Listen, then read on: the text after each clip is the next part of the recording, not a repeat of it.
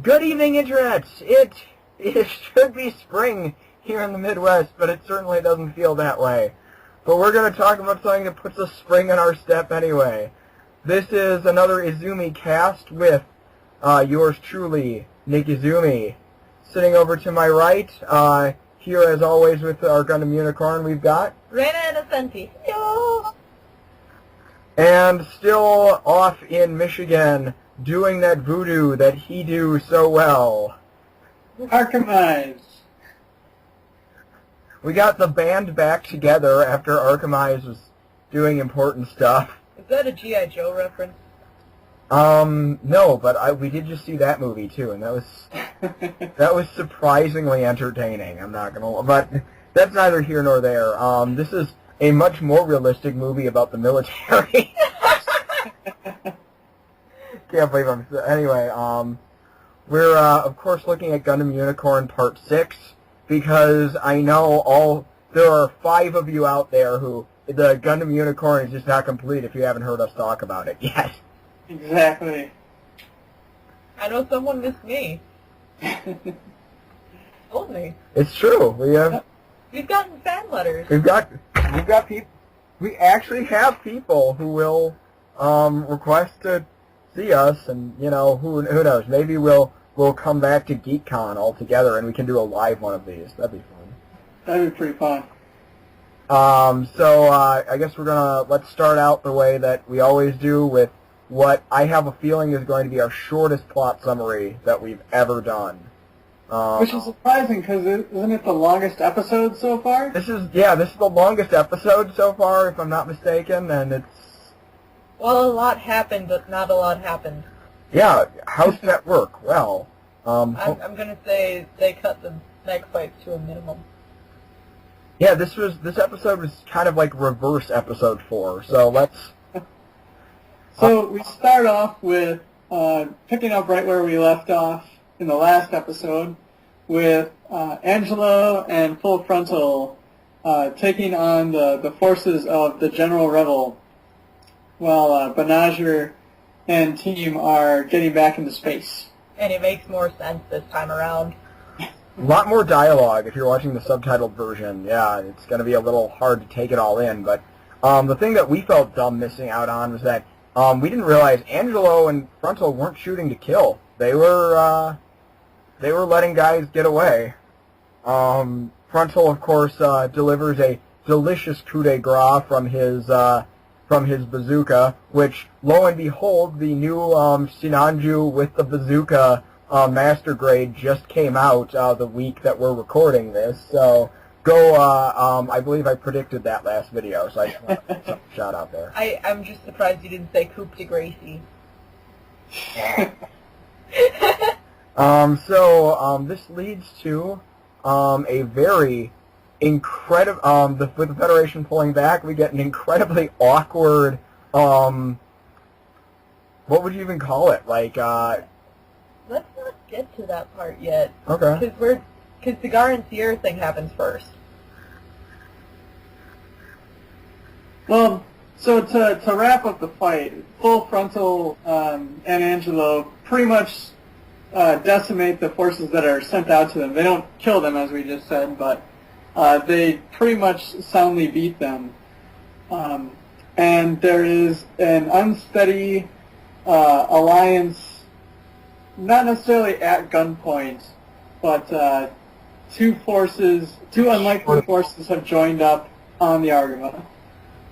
So, you get these great scenes of, like, the Federation guys and the Zeon guys, like, kind of posturing themselves at each other. It's awkward. It's incredibly awkward.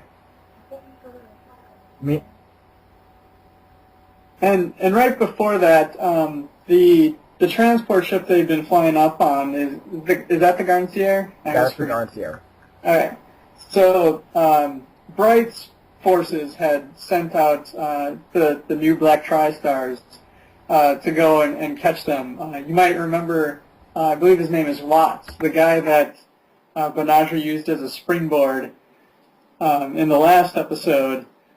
He actually gets really close, wanting to get some revenge, and then, of course, the ship is empty, and they blow it up. Back for using me as a springboard almost gets blown up.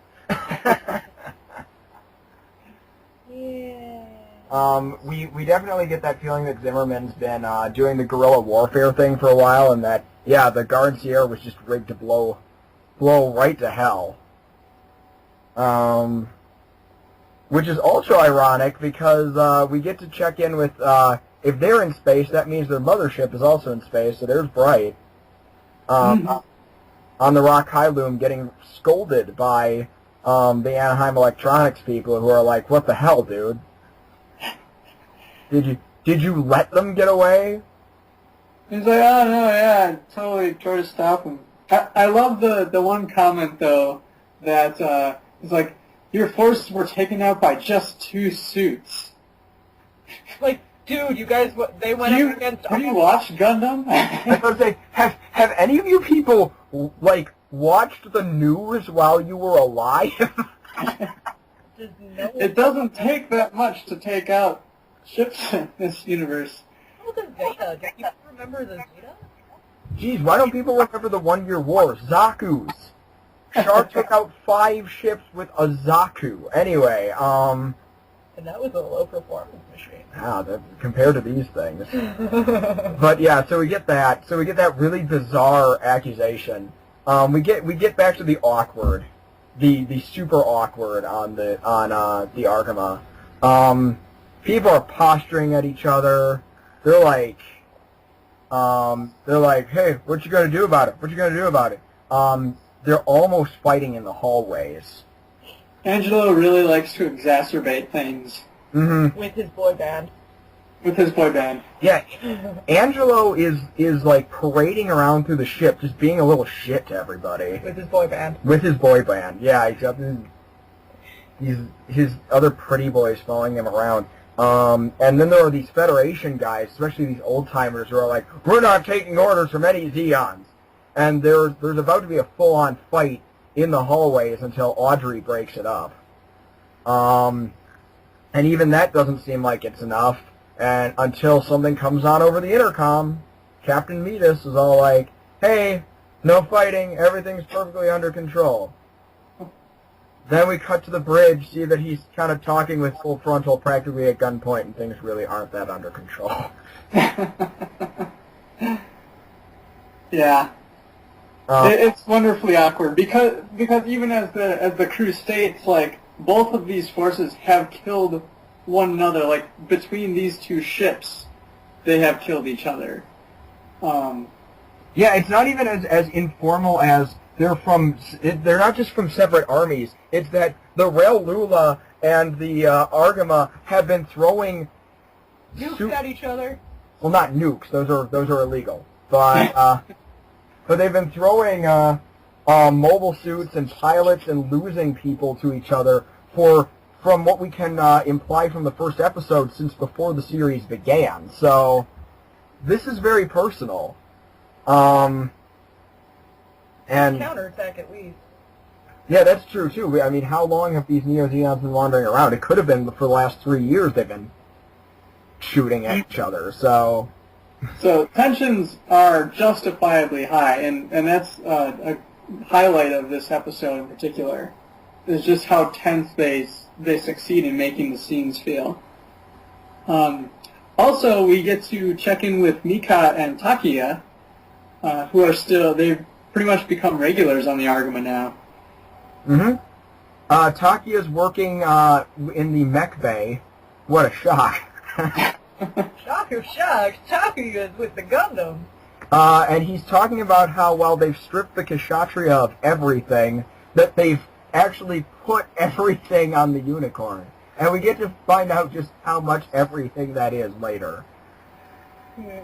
Indeed. We'll buy the model kit. Meanwhile, Mika is really, really, really awkward, and she doesn't interact with Benager at all. Yeah, that was one of the surprising things. She's still pretty tense, like when she runs into Audrey again, rather confrontational, but at the same time, it's a lot that's kind of just boiling below the surface with her, I think. I think Mikot has accepted what the Benager's stance is with Minerva, though. I think she's accepted it. I think she's still pissed about Oh, yeah, it. she's Still angry, but... She's accepted that she's got no chance in comparison to Audrey. Speaking of which, we get to see Audrey debut her freaking gorgeous Princess of Xeon outfit. I love it. Oh, yeah. Make one for Stephanie Shea. We should find out how Ms. Shea feels about it, but that'd be pretty cool. How would she feel about dressing up as a Xeon princess? She's like 3 feet tall. I'm gonna remind myself right now, and if you guys use this as the podcast and you don't look at the YouTube while you're listening to this, I'm just gonna put the picture of me with Mike Centurniklaus and Stephanie Shea up here, just so you can see how small she is. And how blue your eyebrows are. She is honestly one of the most wonderful people I have ever met. She and Centurniklaus were very nice, because I ran into them in a hallway at a convention. But she is just one of the nicest people in the world. I don't want people to get confused with my tone there. One of the coolest people I've met. Aside from being one of the directors for the show, she's also plays Audrey. And yeah, it'd be great if she got that costume. And so her first action as the Xeon princess is to ask Full Frontal what his plan is. And to broadcast it to the whole ship. The whole ship. Full Frontal's plan is completely economic. Economic warfare! He wants... boycott the Earth! Yeah, he wants to create... apparently the Republic of Xeon is going to lose its charter soon. It will no longer be recognized as a separate space nation. And before it loses that recognition, he wants to... Pull an F-91. Well, he wants to start a boycott Wait, of... no, I got that wrong. G-Savior. Not really. No, because G-Savior was completely... This plan actually makes sense. G-Savior was It's also economic warfare. No, that was food warfare. Nah. Like, this plan is feasible. That's the thing. His plan is actually pretty feasible. It's, get all the colonies to boycott the Earth Federation because apparently the Earth itself is not sustainable. It needs the colonies and cannot function as a nation on its own. So, his plan is to boycott Earth and then make it so that the Federation, it would suck to be on Earth and the colonies would be in power. And then Minerva turns off the comlink and it's like, no man, you cray, you're not shy, you're too sane. That's kind of her problem, actually. She's like, wow, that is way too sane. I don't think you're the real Char at all. That makes too much sense. Yeah, this plan makes too much sense, dude. Why aren't you chucking rocks at Earth? I don't think you're the... Well, what she says is, it's not as impassioned as what Char would do. But let's be honest, that's a polite way of saying that's not nearly crazy enough.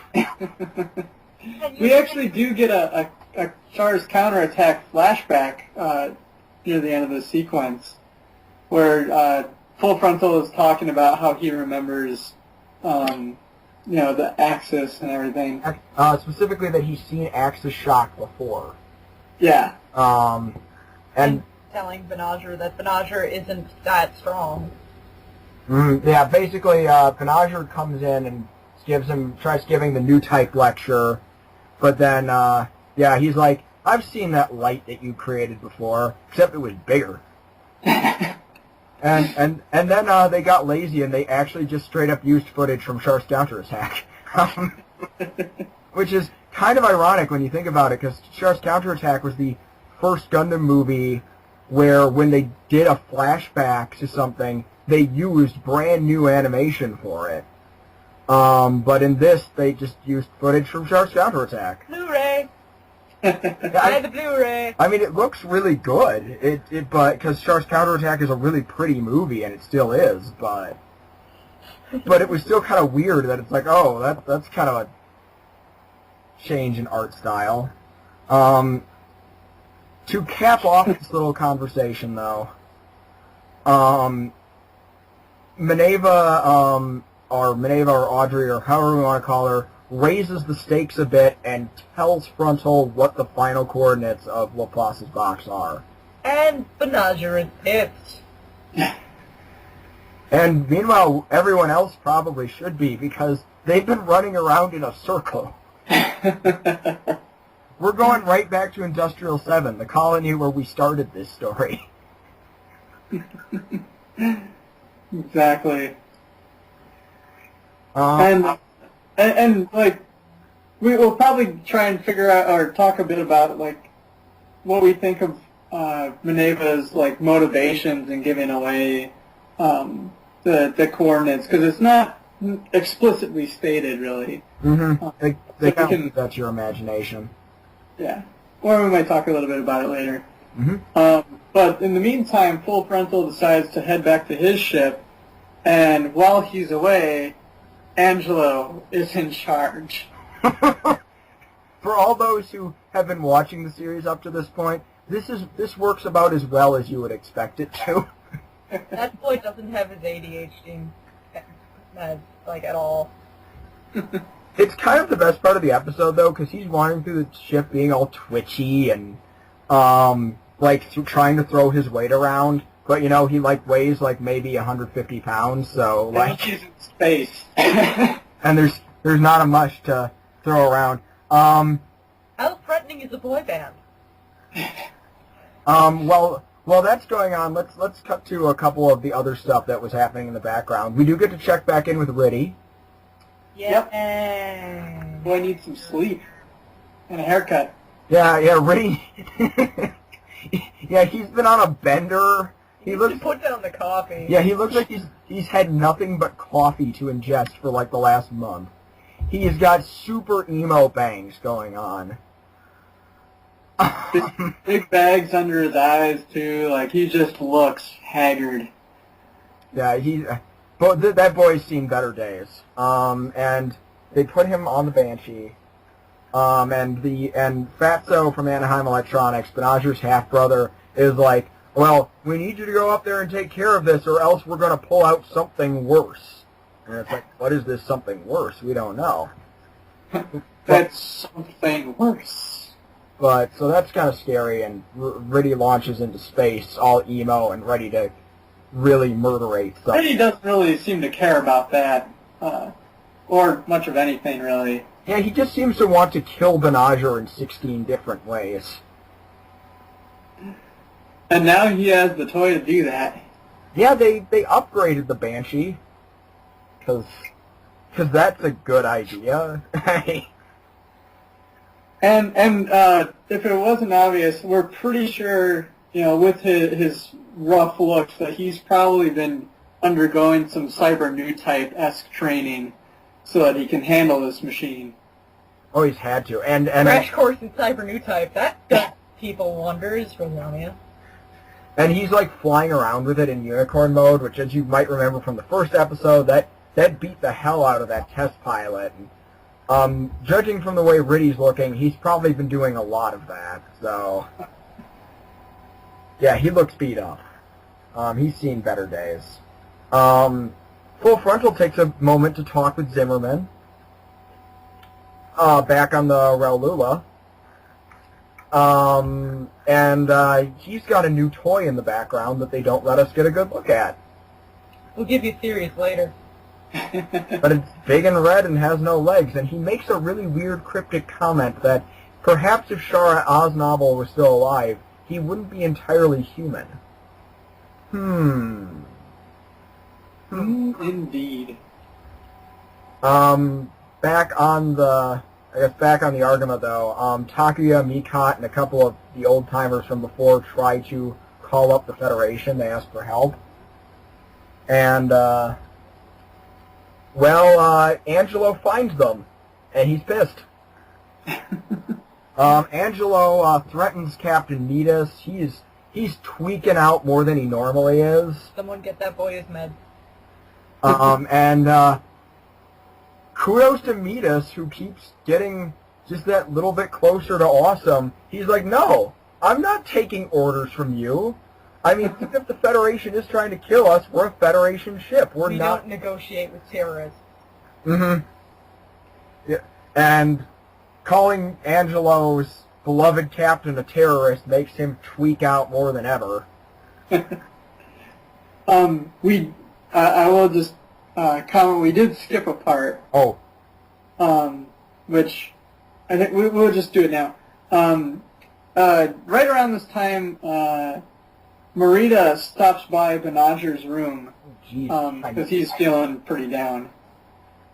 And she kind of big sisterly gives him a little pep talk, which is nice. But can we quick cover Zimmerman going in to see Marita while she's unconscious and laying down? Because we totally skipped that as well. Yeah, we skipped that too. That was near the beginning. Yeah. Yes. Yeah. Zimmerman does get to visit Marita In sick bay. during the awkward. And actually, yeah, the guys from the Garden Sierra are like, Captain, what are we gonna do now? And he's like, and he actually says it doesn't matter. She's alive. Yeah. We do get some nice flashbacks to like seeing his actual daughter. Marie is very cute. Yeah.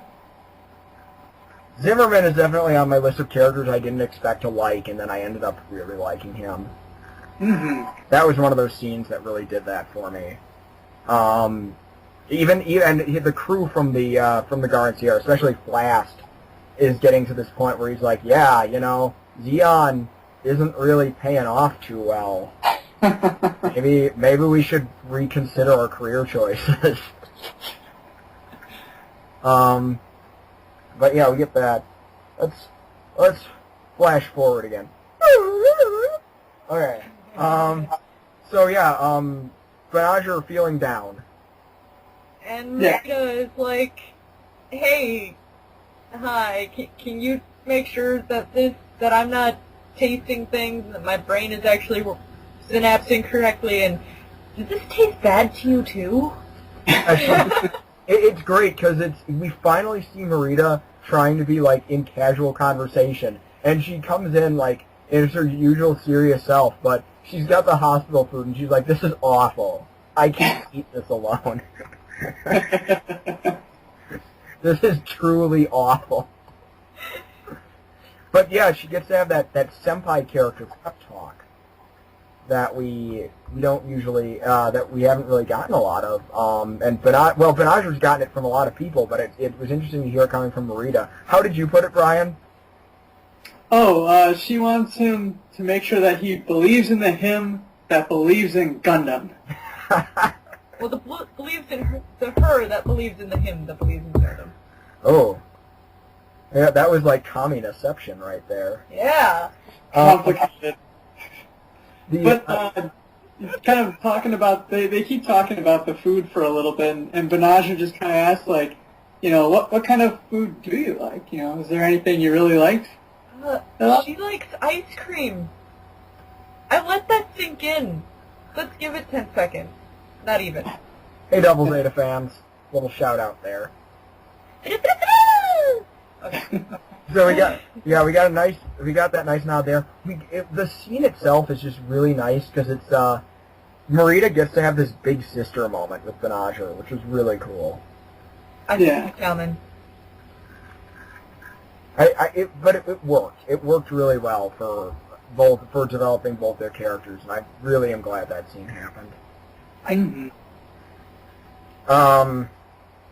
it's around this time that the both crews have kind of been setting up to sabotage one another. Hey, remember how Dagaza had a lieutenant left on the ship? He's pretty awesome, too. Oh, yeah. It runs in the Knot family. So like we said, Angelo was pretty damn pissed about the whole them trying to mutiny and then them being called terrorists, and he's about to do something really drastic. Unfortunately for him, if there's one thing ECOAS is good at, it's drastic. In a plan straight out of the Solid Snake playbook, the ECOAS crew fend off the armed hostage takers on Zeon's side and take back the bridge using nothing but smoke grenades and fists. CQC, CQC! I'm glad he went through that training manual. And really, like, Angelo is, like, the only one that manages to get away. And Angelo is just great, because he's so angry. And he's so freaking out. He's like, oh, thank God the captain isn't here. The crew from the Guardian Sierra, again, are like, what do we do? Do we help the Zeons, or do we help the Federation? I'm confused. So that most of them just opt to stick back. They're kind of the mindset of protect the princess. Mm-hmm. But Benager just heads down. The Echolos guys find Benager and they're like, get the Unicorn, smash up the Zeon mobile suits in the hangar. If you smash up their cockpits, then they can't. We can contain the violence here. Yeah. So that was a big thing, neat thing for the Echoist team is, like, there was a big emphasis on, keeping collateral to a minimum, which we didn't really see much of in the past. They were kind of explosion crazy. Oh, that's good. So, Got their orders from Anaheim. Maybe Jogger's leaving was it? No, anyway. But so we have everyone's rushing to the hangar bay. Benager gets out to the Unicorn, but right as he's about to hop in, Frontal grabs him. I would say Frontal ironically grabs him from behind. oh, that was wonderful. Then slams his face up against the Gundam. With physics that shouldn't be working. Hush, it's Gundam. But he like asks Benager, he's like, what are you gonna do with the box? What do you want? And in typical idealistic Gundam Kid fashion, he's like, I want to save everyone! Not that whiny in either language track, thank God. I want to save everyone, gosh darn it. There we go. Just because it's Benager, he's speaking properly. He was raised as a good rich boy. Indeed. But we get that, and Frontal's like, who is everyone? You can't save everyone. Someday you're gonna run into the same awful despair I did, and you're gonna come out just like me. Hint. So that was interesting. Not quite sure what he was getting at there, because like Full Frontal is still talking. He even straight up says in this scene, this is another interesting thing for Frontal with making his actual identity all the more confusing. He's like, one person can't speak on behalf of everyone. The only person who can speak on behalf of everyone isn't a person. It would have to be a vessel. Someone who gave up what they actually are and instead took on a title. More than a personhood, so to speak. Yeah. So that's getting pretty intense. Angelo suits up in the Rosen Zulu because of course he's like, he's even more upset now because he's like, good thing the captain wasn't there. He sees Frontal interrogating Benager and you can see him kind of sighing under his breath. Oh.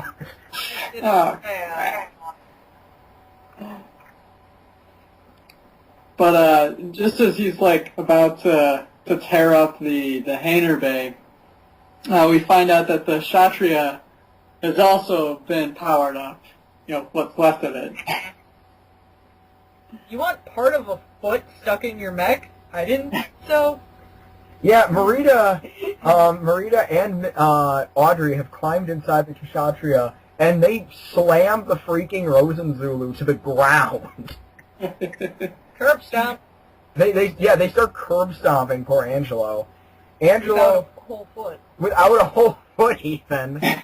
Angelo shoots one of his claws at the cockpit, is ready to take a shot, and Zimmerman is like, Marita, stand down. This is against orders. And like Marita, first Audrey's like, Zimmerman, are you really such a slave to your past that you're just gonna follow any order Zeon gives you? And now he's confused. He's not sure until Marita says, Father, can I have my way just this once? And with that, Zimmerman stands down. He can't do it. He's like, go for it. And then Angelo attacks him? Yeah, frag that guy up. Well, Angelo tries attacking Zimmerman. Claw lodged in the wall. Starts lighting up. All of the death flags are waving. But Frontal gets knocked around by turbulence. Benager gets in the Gundam, NTDs purposefully, and takes over the Rosen Zulu systems. And through his new typey stuff. And Angelo's like, crap. crap.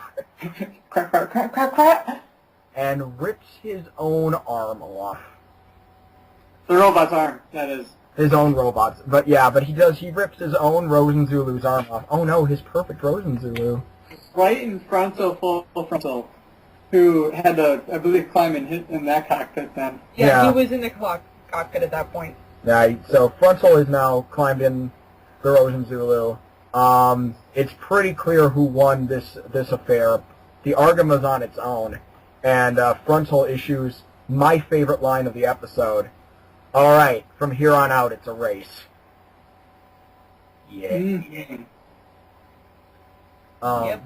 Ship's gonna get real from here on in. Yep. Oh yeah. So. Let's bring back. Back ready. Ba-da-ba-da. So yeah, with the Zeons gone, the Fetties get ready for something big. Back on Earth, Martha, from Anaheim, also talks about the big bad thing that Fatso was talking about earlier. So we're not sure what the whole deal is with that, but we get to see the full armored Gundam roll out. The Argama immediately is ready to head into the race, and yeah, we see the full armored Unicorn get put together. And they need 2 dragons to do it. It's complete with like wrist-mounted Gatling guns on both hands, bazookas with rocket launchers on them. At least 2 of rocket everything. launch bazooka. and like 2 of everything, 8 beam swords, and 3 shields. Yeah, 3. And remember last episode I was hating on this thing so bad, but you know what? The sheer spectacle of it in this episode made it awesome. The fact that they needed Jagans to attach the propellant tanks to it. It was so cool, and how utterly ridiculous it was. Hey, gotta go fast. It's true, it's a race. Sorry, Sonic. But just in time to crash the party, if it wasn't bad enough that they're racing with the Rail Lula, Riddy shows up.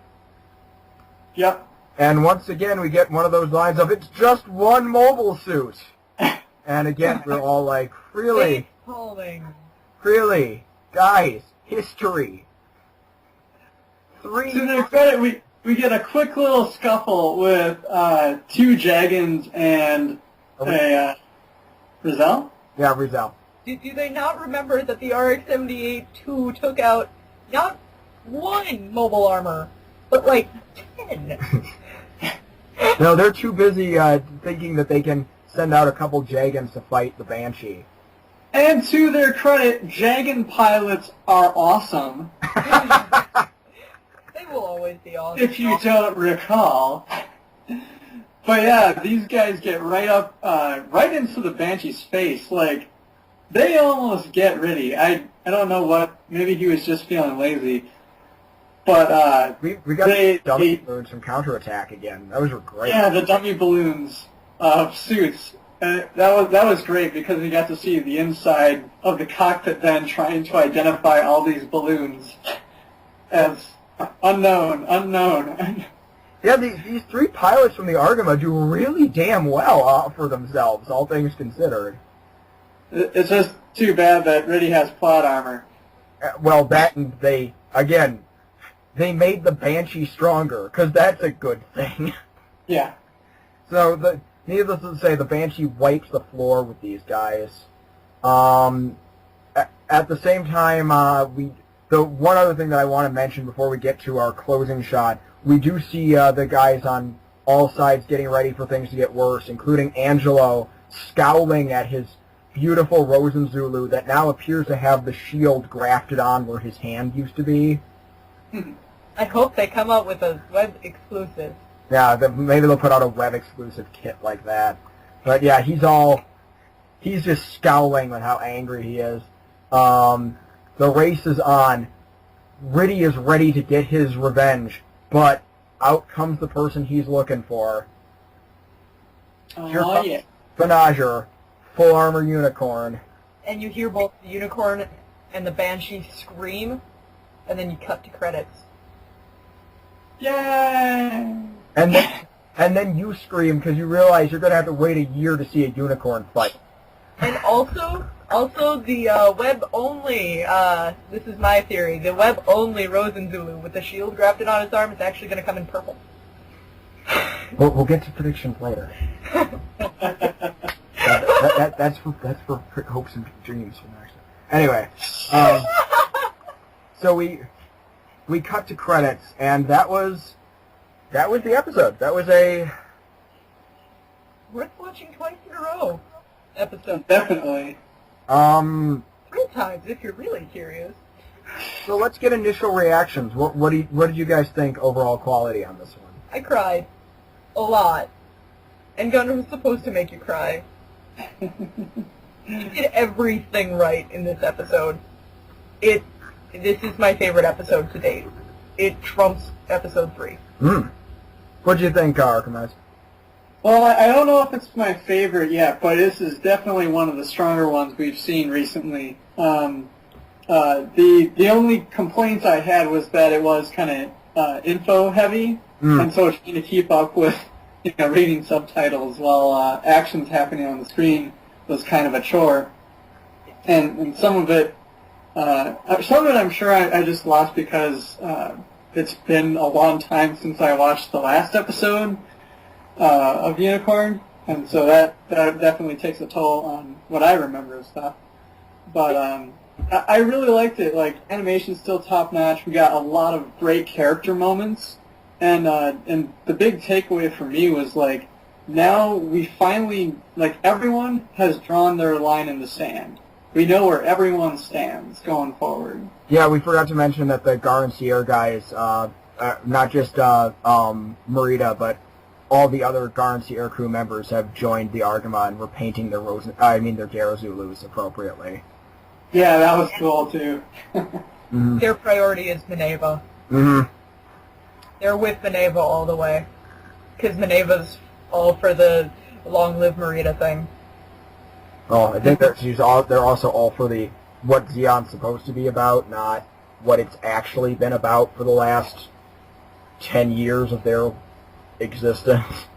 Yeah. But yeah, Zeon's and Daikun, not yeah, the Daikun not school, Jiren. not the Zabi school. Ironic that Azabi is leading them toward that. And someone who claims to be a Daikun is leading them the other way. But Irony. There's a lot of that though in this show. But yeah, I can see where both you guys are coming from. I really liked I really did feel this was inverse episode 4, where episode 4 overloaded on robot battles and didn't give us enough character moments or plot moments. I felt like this was making up for that. And Archimedes, you summed it up perfectly. Everything is set up for the final battle. We don't have any more questions of where people stand, what they're going to be doing. We can now just go into the finale and see how it ends. I mean, there's nothing else we can do now.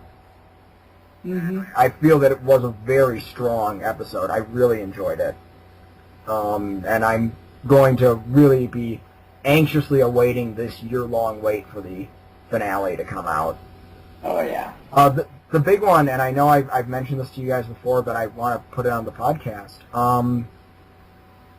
With all the stuff that they had to do with this episode, do you guys think it was a wise choice to extend Unicorn to 7 rather than 6 episodes? Yes. Yeah. That was proven with episode 4.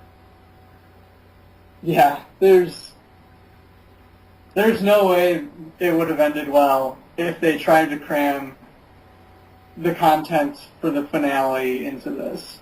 We would have lost, like, nearly all that character development. We probably would have gone right from the fight at the beginning where Full Frontal and Angelo are fighting the General Rebel, and then right to the end. Like, we would have gone right to the inside the hangar, and then we would have gone straight to Banshee Unicorn, and then straight to Unicorn whatever.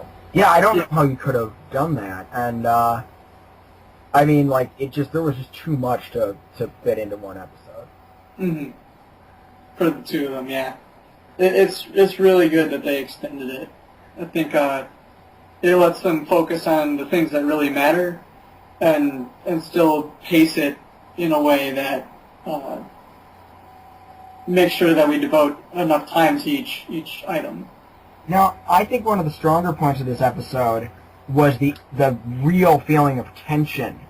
Like, because it's really tense when the Zeons are on the Argama. I think. You cut it with a knife, but don't. Your Blu-ray was expensive. But yeah, like, there's some real tension there, and I think that kind of helped to make all the exposition work, because there was so much exposition going on.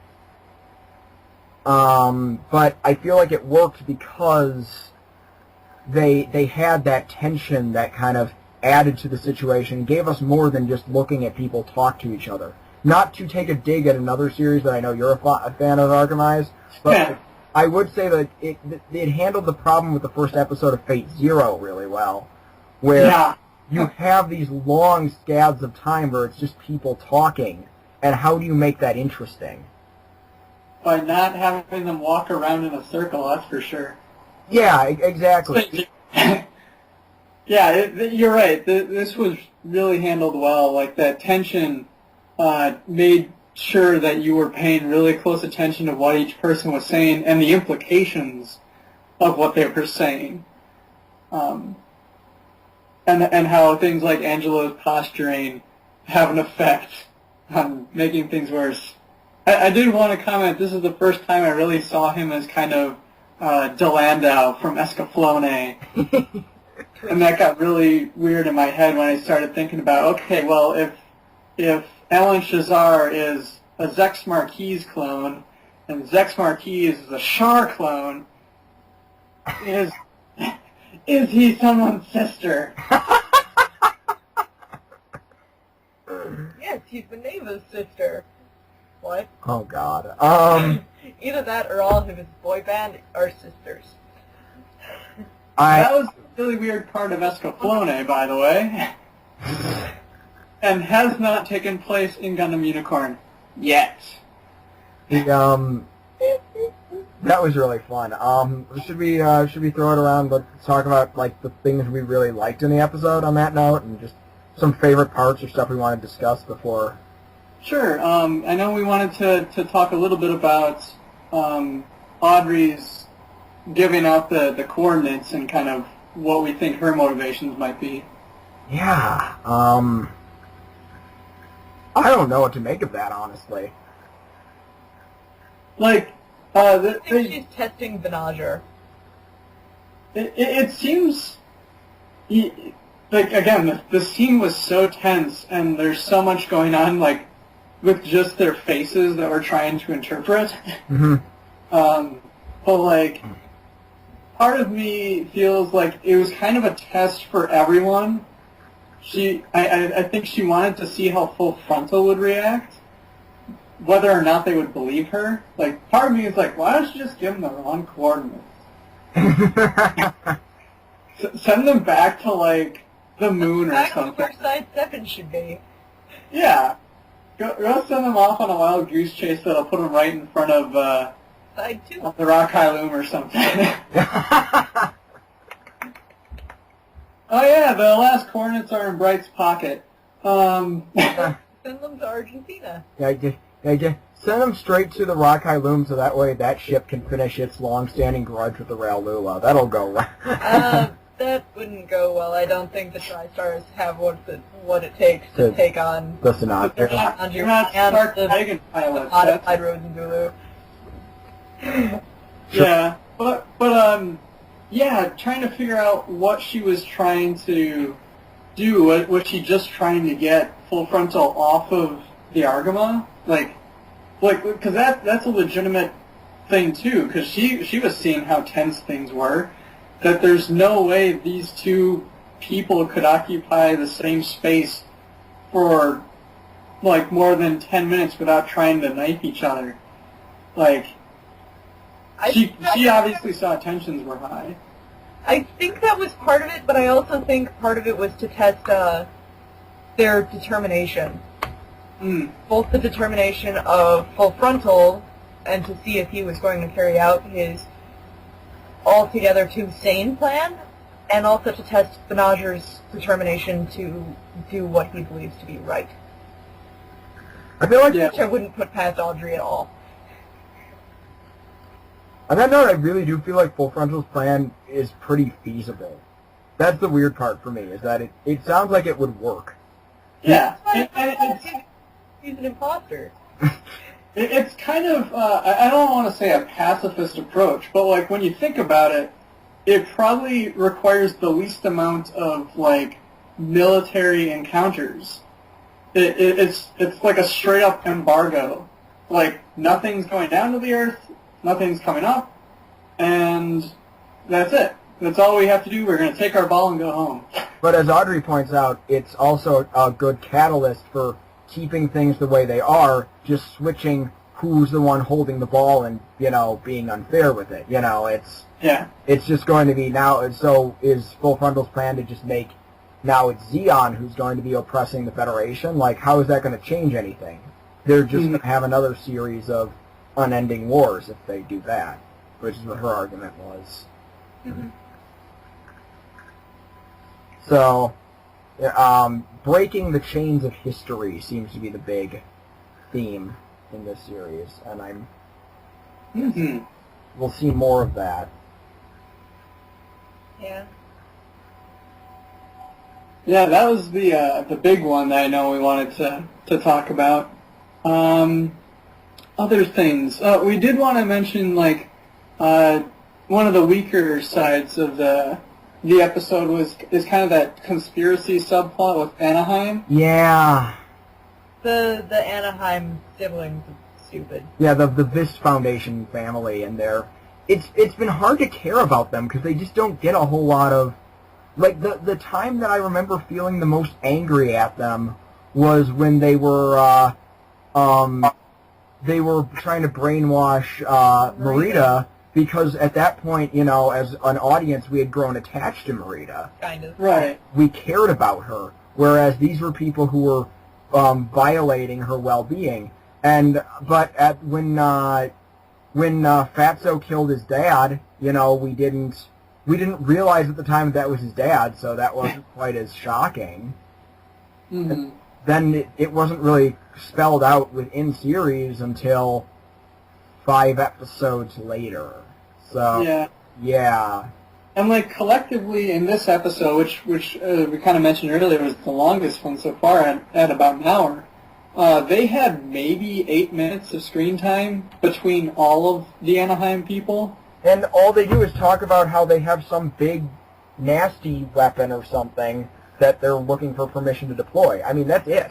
They didn't even have 8 minutes of screen time. You're being generous. Yeah, I'm being very generous. But yeah, That's including time for them to walk down a hallway while they're not talking.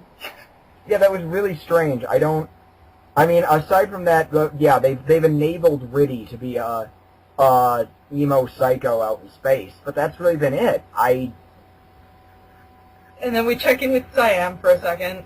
We get to see he's still alive. He's still decrepit and hanging. I had completely forgot about him at this point.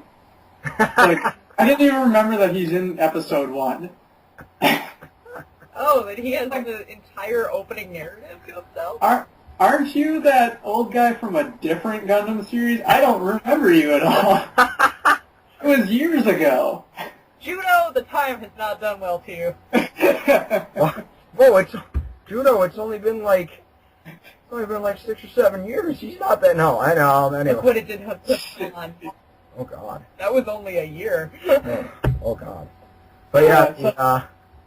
So that's like one part of kind of more of something about the series as a whole. That plot line really we haven't been given enough information to really invest ourselves in it and to, for me, really pay attention to what's going on with them. I have a hard enough time figuring out who they are every time they're on screen. Watch, the next episode's going to come out. There's two really fat guys that are like brothers. One of them's related to Riddy, and then there's this very buxom woman that the camera spent a lot of time staring at her butt on in one episode. That was. Thanks for bringing up the part of episode 5 I don't remember. Scarred for life. Yeah. At least they tried to sexualize an older woman. No. I was Sure. kind of very facetious. I have enough issues with sexualizing. Anyway, like. No, we're not even gonna. Just keeping them straight on like who they are in relation to each other. The most I know is that they all are kind of working on the same team that is their team. Mm-hmm. That's all I got, really. I can tell you anything about them. Yeah, they've definitely been one of the weaker points of the series overall. Also, it's worth mentioning that while Banagher got to talk a little bit, he really didn't do a whole lot this episode. He was kind of aside from when he NTD'd of his own free will, he was kind of a non-active player in this episode. Everyone else kind of did things around him. He got to be cute with Marita.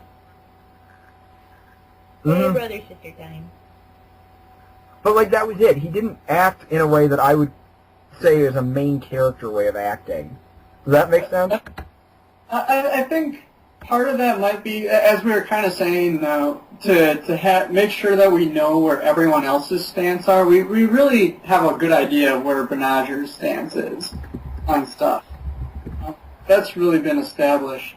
And so I think just as a story pacing thing, we just kind of had to spend a lot of time with everyone else so we knew where they were. And I'm not necessarily saying it's a bad thing that he's so right. kind of in the background, but, you know. Yeah, he didn't do many main character-esque things.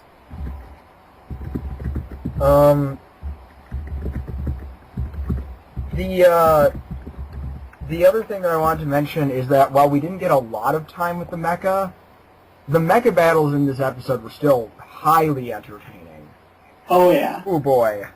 Like we said, my opinion of the former Unicorn was turned completely around. And it hasn't done anything yet. It's launched. But, like, seeing it in the animation, it looks so much better than the line art or the Master Grade model kit made it look. Admittedly, I already am kind of biased against the Master Grade because it's over $100 for a kit that you really can't do anything with once you put it together. I mean, it's so heavy that I don't own it. I've seen other people build it. I wasn't that impressed. I thought it just kind of looked like a big ugly brick that you can't do anything with. With rockets on its bazooka's neck. Yes. And, like, seeing it in the animation and seeing it able to move freely and look really good from the right camera angles, it was a welcome change of pace. The upgraded Banshee, the Banshee Norn, was amazing, and we have not seen it destroy mode yet. That was just its Unicorn mode, and it was ultra badass. We only have one tiny little problem with the animation in that episode. How the heck did the full armor Unicorn grab its steam saber? Yeah, I don't know how. Because they showed Riddy grabbed his out of his arm thing, right? And the unicorn's the exact same. Yeah, but Banagher's arm thing was covered by shields and machine guns. And skulls and bazookas and So that you can machine gun and shield while you saber. It's all connected, Nick. I felt like bringing that up. All the weapons are meant to function as one giant weapon. They're never supposed to be used separately. No Amuro logic of taking it off, using it for like 3 seconds, and chucking it? Exactly. This is Heavy Arms Endless Waltz here. This is okay, good. So infinite ammo. So ammo waster 500. Gotcha. In space. Yeah. Ammo waster 500 in space. Someone get Uwe Boll to make that movie right now. I'm pretty sure our buddy's already on it for Pacific Rim. Oh, that's going to be a good movie. Don't even joke. Also, Star Trek is happening. So, yeah, we got, so the mecha action I thought was really fun. I really liked the character moments. Oh, here's the thing that we, let's, if we're done with stuff that we liked about the episode. I didn't even get to Oh, talk. sorry. I'll edit that in. I really liked the art and the animation in this one. It was much more fluid than the last one, which is really weird to say considering they've never pulled their punches. They've always been going above and beyond, and this time they went way, way above and beyond. Unless you work at certain sites and start really analyzing the animation from last episode. But we'll ignore that for right now. This one had some dirty frames too, but they're in between cells. You can't argue about in between cells. I agree. And I also liked all, and I mean all, of the nods to Double Zeta, from everything about Marita and her being a clone, down to Angelo with a rose. Because that was a, I personally believe that was a Mashimo reference. Well, he's piloting a purple version of Mashima's suit, so... Mr. Marshmallow, round 2. This is crazy, too. Yeah, it's pretty much. He's definitely... Except Angelo was never on Ritalin. We got, yeah, that was really... That was a really fun bit. I really liked the Rosen Zulu. I also want to throw out there, while we're mentioning the Rosen Zulu, Bad Form Bandai, another kit that I haven't bought yet, but putting brown on the high grade instead of purple. What else, guys? You're better than this. The web exclusive with the shield glued to its arm will be purple. Count on it. Is that your prediction for the future? That is my prediction for the future. Should we transition into predictions for the future? Okay. Sure. Let's talk about, since we've talked about things that we thought worked in this episode, let's talk about predictions for the future. We have one episode left. Raina, you start us off. Okay. Since we've already had some slight deviations from the novel, or so people have told me, because I haven't actually read them because they aren't in English yet. Come on, Vertical. I'm gonna guess that they might actually keep Marita alive. Because she dies in the novel. Or so I've been told. Aw, spoilers. So, they're listening to our podcast. I'll spoil everything. We just spoiled the whole episode. That's true. Yeah, definitely, it would be cool if she... I hope they keep her alive. And I want Industrial 7 to be a rebuilt Side 7. Well, Industrial 7 is where we started out. So. I know. I want Industrial 7 to be a rebuilt Side 7. Oh, okay. So that there's, information on the original Gundam there. I get what you're saying. Because part of EA, whatever, what was his name? I don't even remember his name. Amuro's dad. Temre. Part of his lab might still be there. That'd be neat. That would be a sweet nod to the original. I hope they keep up with the Double Zeta references. And you know who I really want them to bring back? I really want them to bring back Christina McKenzie. Just for a small cameo. I'd be cool with that. I'm good. I just want them to bring back Christina for like a small cameo, or Nanai for a small cameo. That'd be interesting. Yeah, that'd be interesting too. Because if Frontal has a conversation with Nanai, I would just die. No, literally, I would die on the spot. I would have a heart attack and just go down. Please don't die. I need you. How about you, Archimize? What are your thoughts on the future of... I predict more awesome Stark Dragons. Oh! That's always the safe assumption with this show. You're going to get some form of machine that you like beating someone. Oh, yeah. I think we're going to find out what Full Frontal's new suit is. Ooh, okay. Nightingale? Possibly. A legless Nightingale would be really cool. The Nightingale, for all those who don't know the Nightingale, it was Char's suit from the Char's Counterattack novel, Beltashka's Children, that has the final throwdown with the Hainu Gundam. And it's this just this massive machine of death. That is very ugly. It is. Like most of the Neo Zeon suits from that novel, it's incredibly ugly, but it would be kind of cool to see it in animation, I'm not going to lie. It's Char's taste in women. Oh, burn. Ouch. I'm kidding. Oh, come on. I feel like no. Oh, man. You also like Nanai, you're so mean. I was kidding. Okay. I could say it's taste in men. I'll give you that. Other predictions for the future. Let's see.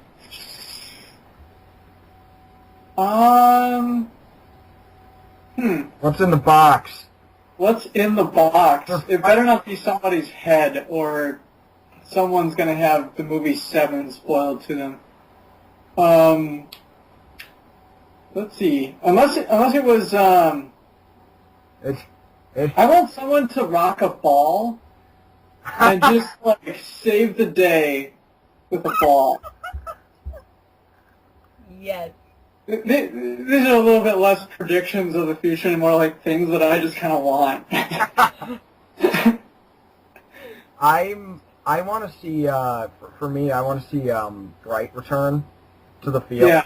I want to see the Rock Hyloom ride out one more time. And maybe, since we saw the Regazi, like, chilling in their mobile suit bay, maybe see that, just even make it, like, just a brief cameo. This is where I'm throwing in my Christina want. Like, yeah, just see the Regazi launch with somebody, on board. That'd be neat. Someone we... I predict, as a prediction, there's going to be a giant space laser. Oh. There has to be a giant space laser. There has to be a giant space laser. What could Anaheim possibly be talking about other than a giant space laser? Maybe a ground-to-air space laser. That's certainly a change of pace. I think we're going to see, like, 2 of those, what do they call the Axis... Axis shock? Shock, yeah. I predict we see 2 of those. Okay. Fighting each other. Ooh. Or like the unicorns just going full out on each other, or... Oh, yeah. That would be amazing. That'd be a real spectacle. Do you guys here's the question. Do you guys think that, aside from what's in the box, do you think the next episode is ever going to be explicit on whether or not Full Frontal is the real deal? You know, I'm not gonna even... I still want him to be a clone. Unless he breaks out the aviators when his shirt sleeves get ripped off, I'm just not buying it. I'm kind of fine. I just had an awesome mental image. I'll draw it and we can put it up here. I'm kind of fine with them leaving it ambiguous. I really am. Yeah. It makes it interesting, and I'd like an answer, but at the same time, the mystery being there makes it all the more appealing in its own little way. Oh, yeah. People these days, it seems like, get really upset when you leave that kind of thing hanging, but hey, it gets people talking about it for years to come. Who actually knows how Inception ended? Ugh. Mm-hmm. Stuff like that. One thing that would be interesting is if we find out that Angelo is actually a woman. That would be pretty interesting. Poor Angelo. We hate on him a little too much. The one thing that I'm really curious, the other thing I'm really curious about is, as we know, we're going to have one last big battle, and it's probably going to be pretty intense, even though we know who's on whose side, right? But I also am kind of curious who's going to be fighting who, because it's going to be a lot for Benager to handle if he has to go from Riddy to Angelo to Frontal all in one day. Yeah. We saw Marita suiting up. That's true. And on that same note, I'm going to throw out another absolutely insane desire. Okay. I want Takuya to go all Junior on this stuff, and for people who don't know who Junior is, he's from After Work on the Max, go watch it. Go all Junior on the Kshatriya and, like, tear the Psycho Frame out and use some of the Guardian Sphere's Yapto and kind of glue them together in this way where it's awesome. Garazuma's fine. Yeah. Sorry, I got stuck in Counterattack. You could tell. Counterattack is a fine thing to be stuck in, don't complain. I'd rather be stuck in Zeta. No, you wouldn't. No one wants to be in Zeta. You want to be in X. No, I want to be in Turn A. Okay, Turn A is a happy place. Turn A is a happy place with giant robot butterflies. And steampunk. Giant robot butterflies. I'm trying to think how a new type moment will get worked in, and who will be involved in that. Benager, without a doubt. Yes. I feel like Riddy is in dire need of one. I don't know if he'll get one. I think he needs it. If Quest got one, he'll get one. Yeah, except Quest only got a proper new type moment in that OVA that Tomino released 20 years later to apologize for viciously murdering her. Okay, Chan got one. Okay, good. Chan got one. I like her less than I like Riddy. She's gonna get one. There'll be one with Angelo, and that's where we'll find out he's a woman. You know, you joke, but with how with how horrific Marita's past was, I wouldn't be surprised. If we get something on Angelo, I'm willing to bet there's going to be more child abuse. Oh, great. Yeah. A jerk. I'm sorry, Brian. That's every time you get child abuse, take a drink. You'll get drunk from the first series. You'll get kidney damage from the first series. That means every single time that Amuro actually pilots the Gundam, you have to take a drink. Every single time like that King cuts the let out, you have to take a drink. And do you think the finale will turn into a Kill 'Em All Tomino? That I'm afraid that it will. I mean, they're trying to emphasize the theme of not killing, but from people who couldn't keep their mouths shut and things that have been spoiled for me by accident, it sounds like it's going to go that direction. Awesome. It could, yeah. I was about to say, on the same note, like when you do want to have a message that is saying how bad killing is, unfortunately, one of the strongest ways of getting that point across is to kill a lot of characters. Yeah. Whew. And there's a lot of people I don't want to see die in this show. Oh yeah. Now here's the one. Do you guys think that the Argama is going to make it through another battle? Oh boy. Oh. I don't know. Was it an F-91 or Crossbow? No. But it would have been a 30-year-old ship at that point. So? They still had some solid. Captain Otto was going to ram something, because he's crazy enough to do it. The Argama might just end up in that guy's museum. They're all going to go League Militaire on this thing. That's 60 years from now. They had some inspiration. It was this guy. Gonna tear it apart, glue it back together. I'm gonna be so upset if you're right.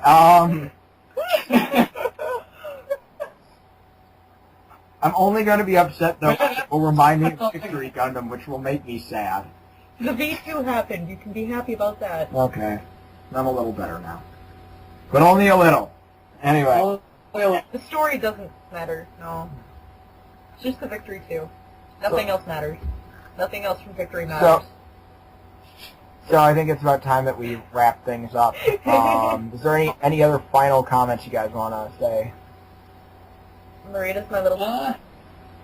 Aw. Yeah.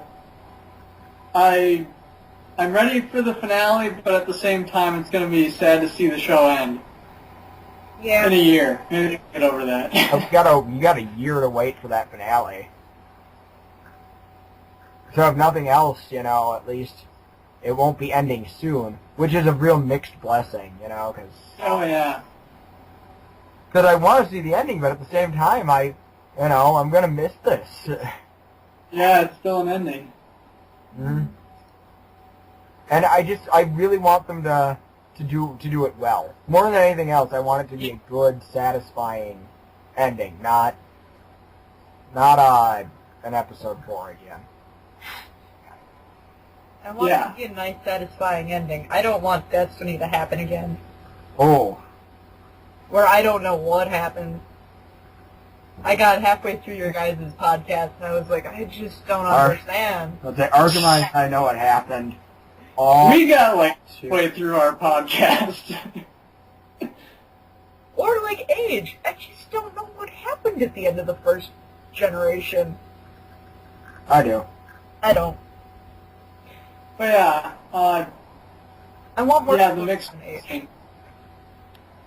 I'm really curious, where Gundam in the Universal Century, if they're ever going to revisit it, they might do a new anime to go with the origin.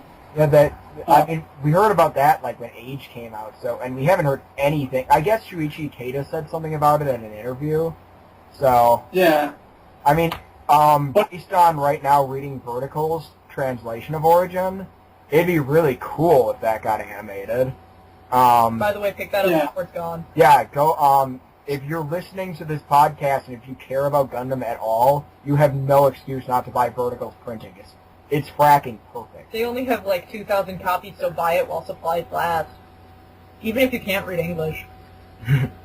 Learn it. But yeah, this is pretty much the only thing happening in Gundam right now. And, other than the HD remakes of C and C Destiny. And the Age movie. Yeah, the Age movie. And the Age... The Age movie, which is revisiting the second chapter of the series, which is the one that pretty universally by fans and critics is considered the one that got shafted the most. So. Well, it'll be interesting to see if they keep doing stuff in Universal Century, or if this will in fact mark the end of that continuity and the Zeon as we know them. I do feel that this is going to be the final nail in the Zeon coffin. I feel like this, maybe they'll go back and revisit Double Zeta or revisit Zeta, but I think this is going to be, in story, the end of Zeon. I hope so. You can talk about, F90 had the Oldsmobile Army Zeons and all that, but at the end of the day, I feel like this will be the last animated appearance that they'll be making. I hope so. Yeah. Hopefully it's a good send-off for him. And the way that Mineva even talks about it, she's like, maybe, and the way that the Garnier crew are acting, maybe it's time Zeon finally, hung up the uniforms and, after getting beat 3 times and, judging by how things are looking, probably a 4th time with this, maybe it's time to stop being Zeon. Yep. I'm going to say it again. Let's hope so. Part of me wants them to undo F91, if that's even possible to undo something in the future. But they probably won't. They probably won't, because it sells so well. I was going to say, people actually like F91, much to my chagrin, but... my computer hated F91. But... That's a story story for another day. Neither here nor there. But yeah, I don't think they're going to do anything that's going to screw with future continuity. I just think that I really do feel that this is going to be a final finale for Zeon. And, yeah. And hopefully Double Zeta will finally get some love as a result. That'd be good. Because Double Zeta's getting a lot of nods. And by a lot of nods, I mean there have been things that have skipped Archimize's notice because he hasn't watched Double Zeta. Like Marita's and I was so bad. ice cream. You wouldn't understand that unless you saw the first episode where a fellow Peru shows up.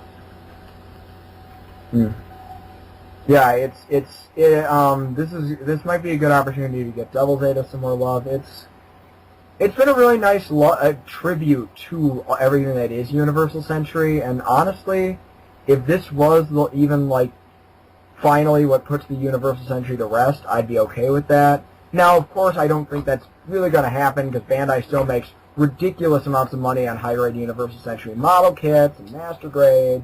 And yeah, there's of course the rumors of the Origin anime happening, so we'll probably another version of the real grade Zaku. So yeah, well, I might have another Sharzaku to go by, but you bastards. No, Let's look forward to Battle Damage Kshatriya model kits as well as other things coming to a website near you.